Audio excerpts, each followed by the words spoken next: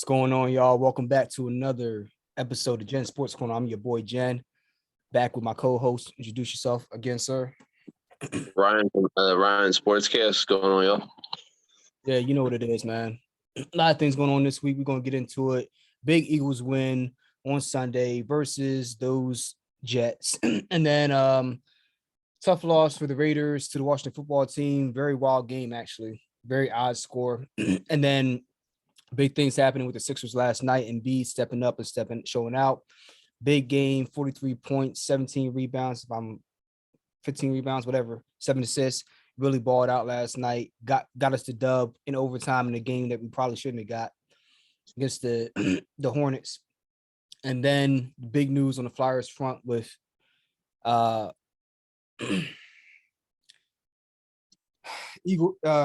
firing their head coach after having a really bad losing streak. so much promise this year that hasn't panned out the way we thought it would. But that's what it is. So let's go ahead and get into it, man. Start with the Eagles and that big 33, 17, 18? 18, yeah. 18, yeah. 33-18 win by the Eagles on Sunday. I did a review video, and pretty much the stats, the teams played to the stats, where the Jets were scoring 18 points a game right on target, and they're giving up 30 points a game, and we were right on target for the points we put up. So it played out exactly like I thought it would. What did you think? Yeah, I expected it to be that way, truthfully, because the Jets are truthfully that bad. But to Gardner Minshew, I did not expect him to play the way he did. You know, to ball out like that. I mean, 20 for 25, 242 yards and 2 touchdowns with a passer rating or quarterback rating of 133. Like he balled out, and like I just totally didn't expect it. Like he was on point with his stirs. Dallas Goedert with a monster game with like over 100 yards, 2 touchdowns. Like, dude's ridiculous. But one interesting snap count I noticed was Rager had 48 snaps. The snap count was 48 snaps for Rager and 44 for Devontae Smith. Figure that out. Like, it's wild. So, and just I don't understand how you have, you know, the worst receiver probably on the team ahead of your best receiver. So interesting to me. What do you think? Now, was Devontae Smith coming into this game with an injury designation? Because I think he was. So I don't know if that. Actually, now that you mention it, yeah. Actually, you know what? Yeah, I think he was questionable at one point. Yeah, so maybe it was on a snap count. I don't know the answer to that. Yeah, that could be why. But it didn't seem to matter. He seemed to spread the ball around very well. Gardner Minshew came in, and at one point, he was like 11 for 11 or 12 for 12 for a $125 and 2 touchdowns. You don't really get much better than that. Hitting wide receivers in the screen game, being very patient, moving the ball down the field. At one point in the game, we had an 8-minute drive that was just eating up clock. In the second half, there was a spot where we had 17 plays run to 3 plays for the Jets. Yeah, I think that was it. Third quarter. Yeah, I don't quite remember, but yeah, something like that. Yeah, we had the ball for a long time. They had the one drive where Zach Wilson almost threw an interception to TJ Edwards, and beyond that, they didn't have the ball for the whole third quarter.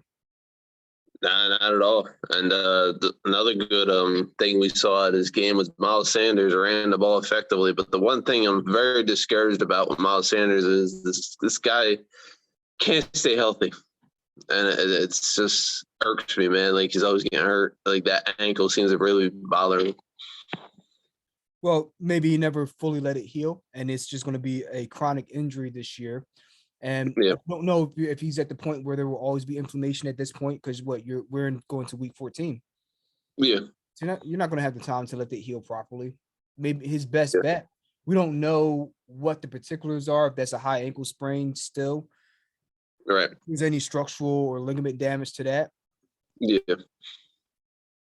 They're going to have to make a judgment call on that. If he's really banged up, they're going to have to go with what they know. Hopefully Jordan Howard's healthy, because we have the bye week coming up, right? So it's going to give them time to rest, heal up, as well as Jordan Howard. So even if Miles Sanders isn't back, if you have Jordan Howard and Boston Scott, and Gainwell, and you're able to somehow ride this train into the playoffs, might be wiser to keep him on the shelf for the next 4 weeks and really let that thing heal up. Oh, for sure, man. And it's a huge help for him, especially, when these Miles Sanders, when you run that boy, like, he's effective. That's why I'm glad they're using him now. He had 120 yards, like 25 carries or something like that. Yeah. Yeah, he's a monster. Like, you got to use him in the backfield, man. What about Kenneth? What's his name? Gainwell, bro. Like, what do you think of that? Like, we need to use him more. Like, I feel like he's a beast, man. But they do use him a lot. I thought they used him too much in the time when Sanders was healthy. And that was a big reason why what we were complaining about. Why is Kenneth Gainwell getting 60% of the snaps and Miles Sanders he's getting less than 5 carries a game. Remember, that was a big thing. Right. Oh, yeah. Well, yeah, back then, definitely, I agree with that because Miles Sanders needs to get that ball. Yeah, they're always going to get the ball to Gainwell, and a lot of that's going to depend on game script, right? Especially when they're trying to keep up in a game or they're in a shootout. Kenneth Gainwell is going to be out there in the backfield or spread out wide. They're going to be moving them all over the place. So I don't think that's going to be an issue, him getting touches or getting usage. Right. But now, yeah. What do you think of Nick Sirianni's play calling? It was better yesterday. Hopefully they stay balanced. Yeah. Yeah, I thought it was very good. It seems like it's getting better as the year goes on. It seems like there's been times though where I'm a little like, but for the most part, he seems like he's progressing. He's getting better, so happy with that. One thing that Seth Joyner pointed out in the post-game show, down the stretch, even when we were trying to run out the clock and pound the rock, get out of here, dub, they were lining up in shotgun to run the ball. It's like, they know you're running the ball. Why are you in shotgun? You're not trying to fool anybody. They know exactly what you're doing. Just run it downhill. Why are you being cute? Even when you don't have to. It's almost like it's ingrained within your philosophy. Right. Like, it's short. I really love what they did today. We haven't seen a quarterback hiking the ball from under center in a while.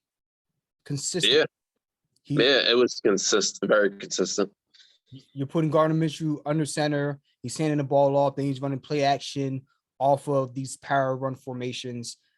You have to ask, is Jalen Hurts not being asked to do that because he doesn't have the capability to play under center, or is it because it's a fundamental philosophy under Nick Sirianni? Yeah, it's a good question, man. Because, I was very surprised the amount of times, like you said, they went under center. Because I just totally did not expect it. And I feel like you need to do that. Like you say, you need to do it more. Yeah. And it was good to say. I was very happy with that. Especially, when you got Miles Sanders running like crazy back there. And you can see how it opened up things for Dallas Goedert. Yeah, absolutely. In the screen game, with Dallas Goedert. I'll tell you what, man, he's tough to tackle, isn't he? Fucking, once you get him in space, forget it, man. He's just running over people. Yeah, he's a load, man. He's a load. He's a weapon. So I really like what I saw out of them. So, the Jets were going up and down the field, and that was a byproduct of Jonathan Gannon playing this soft zone, this soft zone coverage, playing off the ball. And then eventually they saw that, they saw that, okay, this is what they're bringing. They're not really going to be able to attack us down the field. Okay, let's clamp down, bring the cornerbacks up to the line and really start shutting down these quick passes. And then they just shut them down for the rest of the game, right? So, but it shouldn't take you that long to make those adjustments. That's something that bothers me. Yeah, I totally agree. One drive, maybe two, if you want to feel them out. Okay.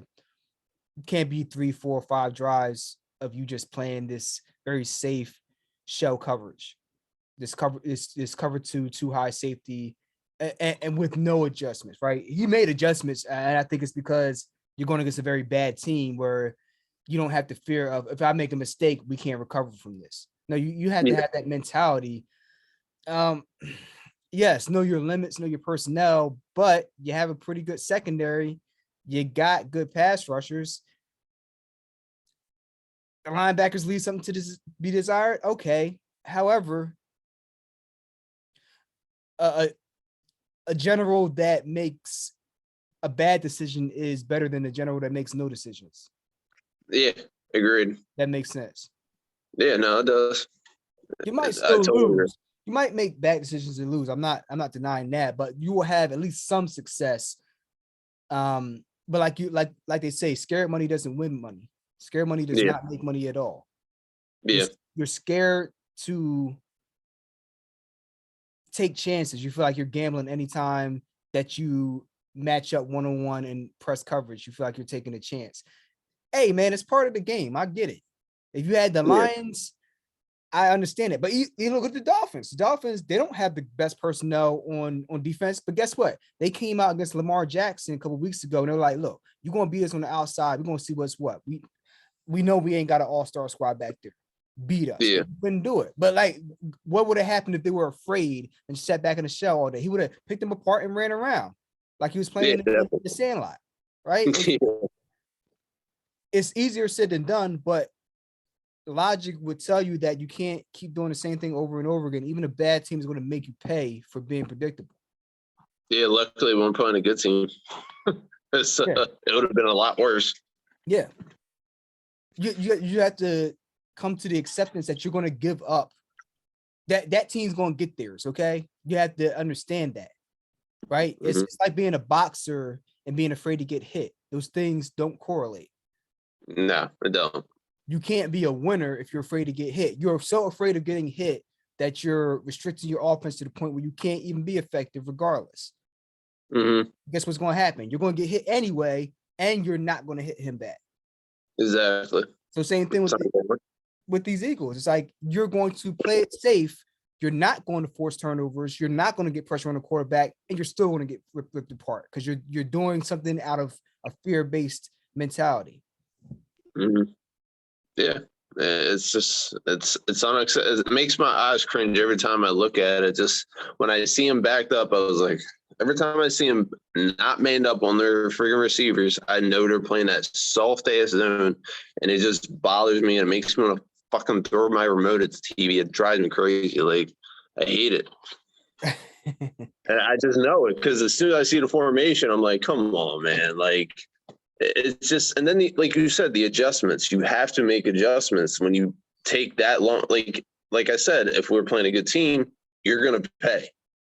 It's that simple. Like you can't do that against, I mean, yeah, like you said, it's the Jets, so you can make those mistakes and counter from it. But are you gonna do that against fucking, the Buccaneers or like, the other good teams in the league? Like, nah. And he's done this at times, but he doesn't do it nearly enough. Changing the snap, changing the read pre-snap. You show something, and then you change it as the clock winds down. Exactly. You can show press coverage, even if you want to play shell in that play. And that comes with time and experience and the defensive players gelling together to have that trust. But whoever's calling the defense, whether that be Rodney McLeod or TJ Everett, whoever, right? You have to be able to say, okay, this is the coverage. You guys come up and get up to the line as if you're going to press and jam the receivers off the line. And then 5 seconds before the ball snap, you back up a little bit.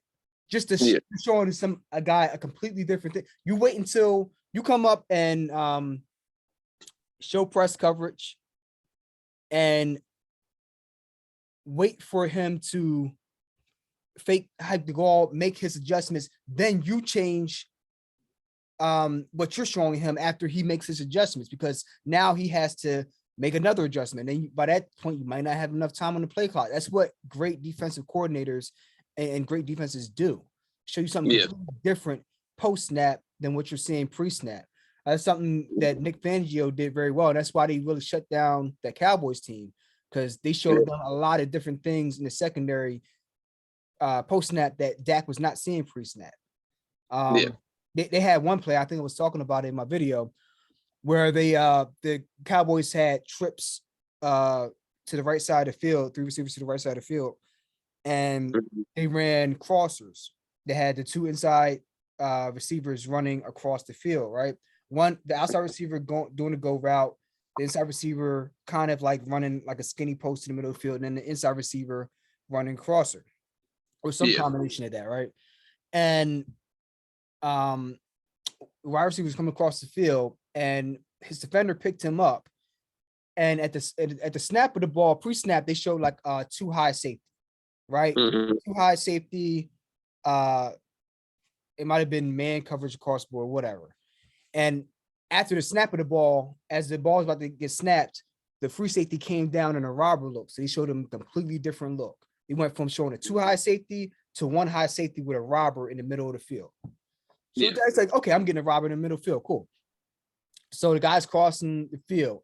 And instead of the guy that was running with the crossing receiver, might have been Gallup, he passed his guy off to the free safety, and then he stayed right in the middle of the field. So you had one route coming across, he passed him off, one route going on a skinny post, and then CeeDee Lamb running a long up, and then 15 yards he cut in. And Dak did not, the guy passed the inside receiver off and then sat right in the zone, right where Dak was expecting there to be nobody for CeeDee Lamb coming across the middle. And he threw an interception. He didn't even see him. But it was like the little nuances, right? That's the difference between what makes them great and what makes a defense like the Eagles predictable at times, right? So like, and that's maybe that's going to come with experience, or maybe it's a different philosophy. I don't know, but I would hope that would come with experience and he would make those adjustments, because that's what separates you. The guys like Tom Brady and Dak Prescott and Mahomes, you got to make them see ghost in the secondary. You have to. Yeah, like otherwise they're going to pick you apart, especially Mahomes and those guys. Yeah, it's it's inevitable. If I can fucking say the word right, it's inevitable. There you go. You know what I mean? Like they're gonna pick you apart, and you're gonna lose the game. But Eagles have a long bye week, and this is a very interesting week. Briefly, the Raiders lost 17-15 to the Washington football team, and we were up 15-14, and we allowed them to drive down the field, get that field goal. We had one boneheaded penalty. I think that kind of cost us some yards there. But that they showed a lot of the things that the Eagles that they can use against this football team. They got pressure. They got Heineke off his spot. They just really made him. They did not give him a chance to sit on his spot and just be able to launch the ball downfield to McLaurin. We got after Antonio Gibson to a certain extent. I mean, he did his thing. He was running. I'm not going to lie, but we did enough to bend but not break. Yeah. And then we made it very, very difficult for Heineke to feel comfortable back there. He had a lot of plays where he was scrambling around trying to make stuff happen. And the Eagles are going to have a very disciplined, effective aggression, a must rush. Like they used to do with Michael Vick. You get upfield, but you maintain your lane integrity and don't let him break the pocket. And you just, even if you don't get the sack, you, especially for a shorter quarterback, keep him in the pocket and make him make ill-advised passes. And because we had, that's what happened. 15-14. They drop back the pass. We get really good pressure on Heineke, and he throws a ball outside the right hash mark right into one of our defenders' hands, and he drops a pick six. I remember that. Drops a pick six. And I remember sitting there, I was like, that's the game, man. Those are the plays that haunt you. There's always a couple of them, and that was one of them. I'm like, I hope we don't lose because of that, but like you just know. I'm like, that's the play. Yeah, it is the play. I remember that play because I was so mad when he fucking dropped it. You would have still been running right now, man. I know, bro. Like, look like Jalen Rager out there, man. Look like Rager. It really did. And that's a corner. Yeah, but irregardless, they did a lot of good things on defense. So the Eagles are going to have a week to take off and really do a lot of film study. They should be studying this tape to a T between WFT when they were out of Vegas. They should study that tape down to the very second. That's going to give them the blueprint for what they need to do against these guys. Yeah. Yeah, because Antonio Gibson, he had 23 carries for 88 yards.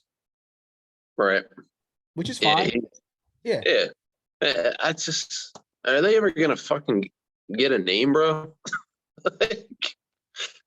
Who knows, man? But no, yeah, I agree. Like, Derek Carr was pretty efficient. It's just, man, just the game was so close. Like, it's those little things like dropping that pick six, and the little things that come back and haunt you in these type of games. Like, yeah, because that had big implications on the playoff picture. Because we're facing Washington 2 times, so that's big right there. And then they have to face the Cowboys 2 times as well. So then you guys got the Chiefs this upcoming weekend. Yeah, the AFC West is just so competitive. It's the most competitive division in football. It's crazy. Oh, without a doubt. The Chargers whole division is damn near tied, man. I know. Like the Chargers, fucking, they're playing out of their minds too. They are, man. They are. That's right now you have the 49ers and the 49ers and the Washington football team ahead of us. Well, Washington's at 6, 49ers are at 7. They're 6-6, we're 6-7. So we'll see if they win this week. But they're facing the Jets, so they probably will win. Oh, of course. But you look at them, they have the Buccaneers, they have the Dolphins, who are no joke, they have the Panthers coming up, and they had the Falcons, who were sitting there right in the mix too. The Falcons? Yeah, the Saints do. Then the 49ers have the Bengals. They're going to lose against the Bengals. Oh, yeah. And then they have the Rams in the last game as well. Bengals are good, man. They are. I like the Bengals. They are. They definitely have a really talented young core. Jamar Chase, T. Higgins. If Tyler Boyd is your number 3 receiver, then you're stacked. Yeah, absolutely, man. That's crazy. Yeah. So, I mean, that's what it is right now. The bye week coming up. Get healthy, rest up, do your research, get into the lab, and come up with a good game plan, because you have a lot of big games you have to win down the stretch. Washington 2 times, and then we have the Cowboys and then the Giants again. We need to turn it around at home against the Giants. I believe the Giants is yeah. Oh, no. Redskins are the next game, because I'm actually thinking about going out to that game. Excuse me, Washington football team. After the break. So that's must win, man. It's a must win. Yeah, it is. Without question, bro. You got to win here on out, bro. Listen, you got to win your division games. You got to take care of business where to do, bro.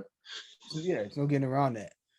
Yeah. Well, that's all for the Eagles. Let's go ahead and jump into the Flyers quickly before we get into the Sixers. Flyers, big news. Head coach has been fired, going through a slump. What say ye, man? What's your thoughts on that? I mean, I don't mean to cut you off. I keep wanting to say Billy Lanyo, like the old player we used to have there. I always mix his name up with Alevino. It's like a palindrome. Like the name sounds so similar. Billy Lanyo, Alevino. It's like the exact opposite. Yeah. It's disappointing to me, because I feel like there was a lot of players out. There's like a lot of injuries right now, and like you got to take that into account. You can't just let's fire the coach. We have a losing record. There's other factors that are the reason why this is happening. Like it's we don't have the personnel right now. That's the reason we're losing. The defense, it's bad. We're seeing games where it's like 7-5, 7-1. Like we're getting absolutely murked. So it's disgraceful, but it's I mean, yeah, coaching, but at the same time, what personnel do you have out there on the floor? Like, there's only so much a coach can do. Like, I didn't understand the move myself, truthfully.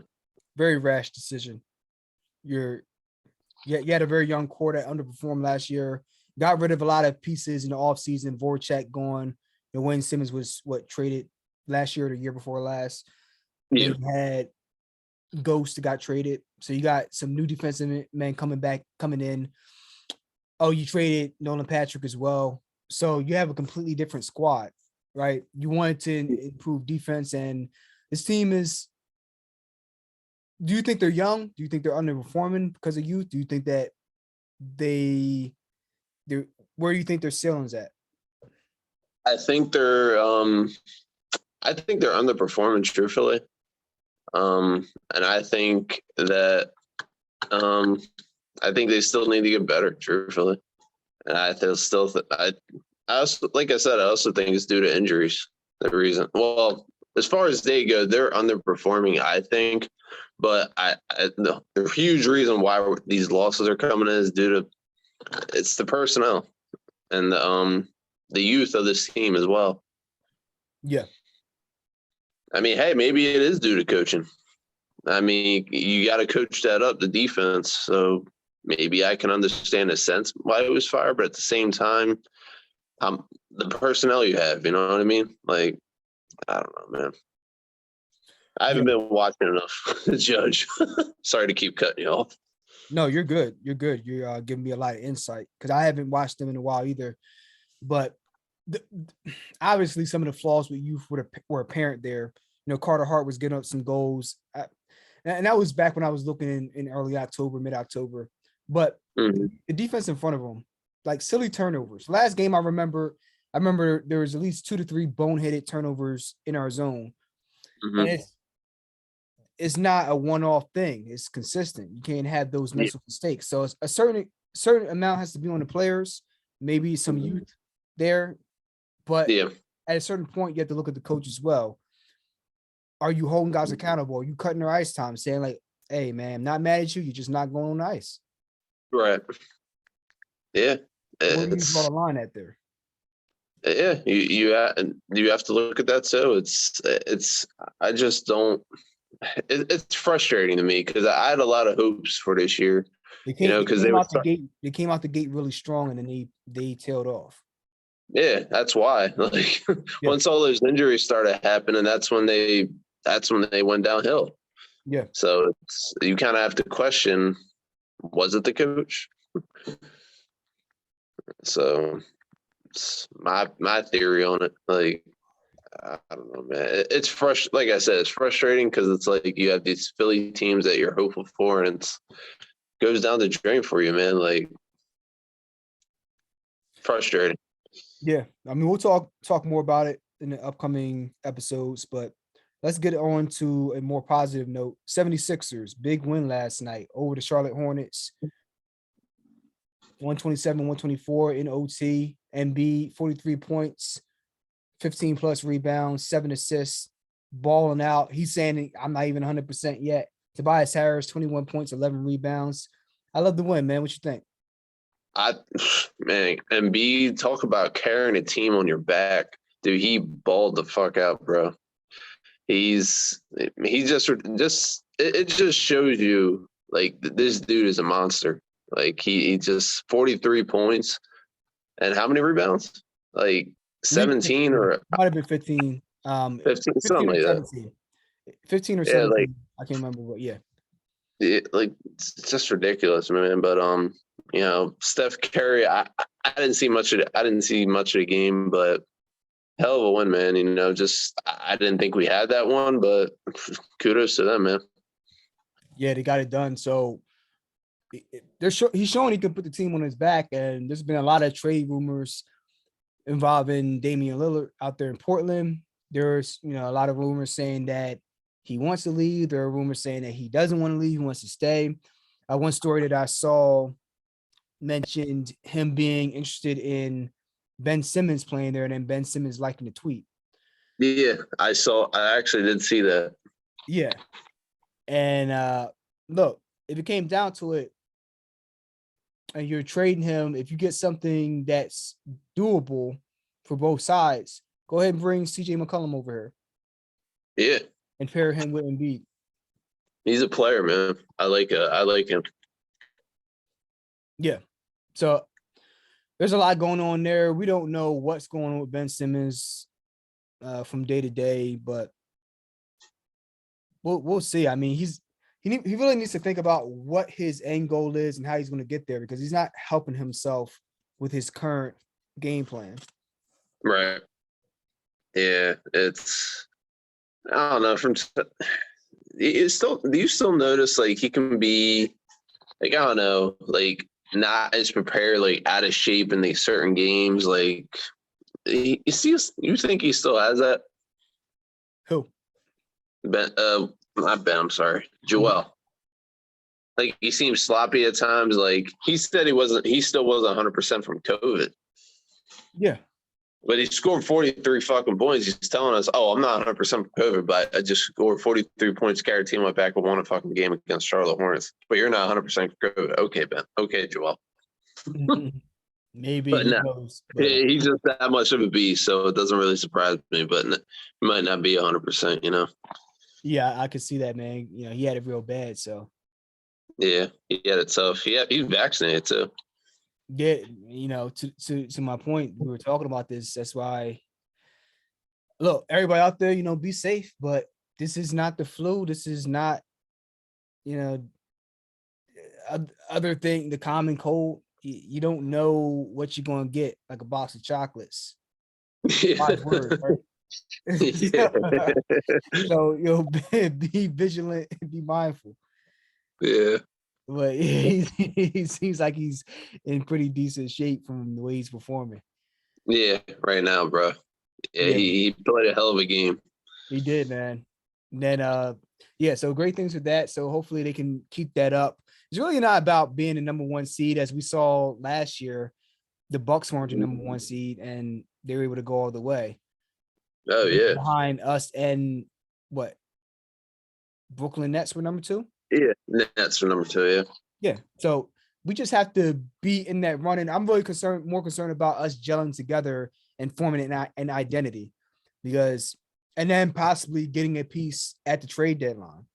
How about the growth of Max, man? Yeah, He's come along, bro. that's what I'm He's saying. he's the truth. That's what I'm saying. I want to see this team's identity with Maxey at the point guard. I still think he's a shooting guard, but he's been playing very well at point guard for us. And he No, gives for us a sure, lot man. of different options. You got a guy that can shoot over 30% from three. Hell, he's just shooting threes, period. It's just going to change the whole look at his offense. Yeah, man. He's something else. He's special. He's a special player. Yeah. So, you know, I like what I see with the Sixers. Continued success moving forward, hopefully. And then lastly, let's move over to boxing briefly. Big fight this past weekend between Devin Haney and Jojo Diaz Jr. for the lightweight WBC belt. Really entertaining fight. Devin Haney won 9-3 on the scorecards, 8-4 and on 8-4 on two scorecards, and 9-3, which was my score on the other one. Good fight, very good fight. And Teofimo Lopez lost the week before to George Kambosos Jr. He lost 3 of the belts, came in there and got a huge hot slice of humble pie, just like mom used to make it. And he took that L. And there was a story that came out that because they had to postpone the fight because of COVID in summer. And after the fight, news came out that he had air around in the chest cavity, like not in the lungs, like in the chest cavity. It's Yeah. not good, right? Yeah, not at all. That's putting pressure on the heart, the lungs, and if you get punched a certain way, you could be in a very tough spot, right? Yeah, So it can't fortunately, he was okay, but that was a very interesting story that came out of that. So George Kambosos Jr., who was the underdog that came out and won the belts, now him and Devin Haney, they might be fighting down under in Australia for all 4 belts, undisputed. Damn, all 4 belts, bro. There's been a lot of undisputed bouts this year, man. Boxing is finally getting their act together at least a little bit, giving us the best fights. Yeah, should be entertaining. All 4 belts on the line, you're saying? That's Absolutely. crazy. As it should be. Jeez. So that fight, and then this week coming up this Saturday, Vasil Lomachenko versus Richard Kami in the same weight division. Vasil Lomachenko ranked 3rd behind Teofimo Lopez, who just lost the belts. George Kambosos, who just won the belts, and then Devin Haney. So it's a stacked division right now. And then Richard Kami is ranked number 7th in the rankings. So it's going to be a banger this Saturday, I believe so.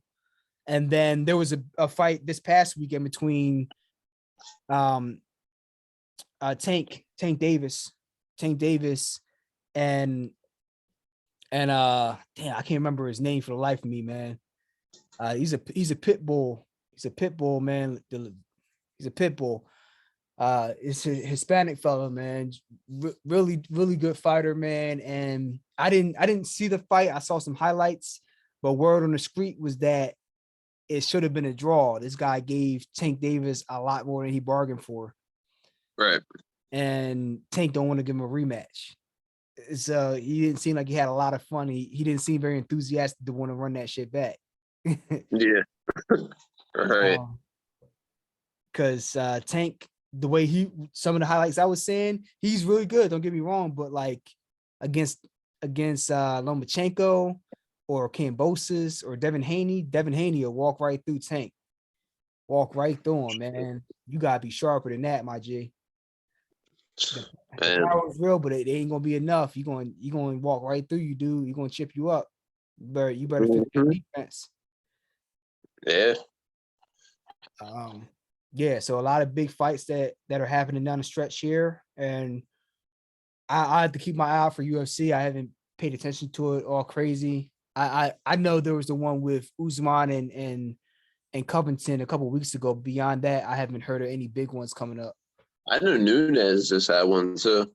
Did she? Yeah. I don't know who. I just remember seeing her on the card and she was going against someone. Yeah. Well, yeah, I'll look into it. We're going to talk more about it. Yeah. But yeah, that's it for this one. Any other topics you want to talk about? Nah, that's it, man. All right, man. Let's get up off here, man. I appreciate you coming through as always, my guy. Absolutely. I'm gonna be here weekly. This is the pre-recorded episode. I'm gonna have at least one pre-recorded episode up every week, and then I'll be live on Facebook every Wednesday, 7:00 Eastern Standard Time. Just shooting the shit with y'all, talking sports, talking about what's happening in sports and entertainment during the week, and we're gonna have it, man. So make sure you go to the YouTube page, Gem Music 856. You'll see the subscribe icon somewhere in this video, probably right to the right over here or to my left. Subscribe to the page, like this video, and then click the notification bell so you can be subscribed and get notified every time I drop a video, especially with my guy up here. Always got great content, well-spoken, knows his stuff. It's what we do. Yes, sir. All right, so for myself, I'm Jen. I will holler at y'all later. Catch y'all later. Ryan from Ryan Sportscast. All right, man. Be easy, y'all. Peace. Peace.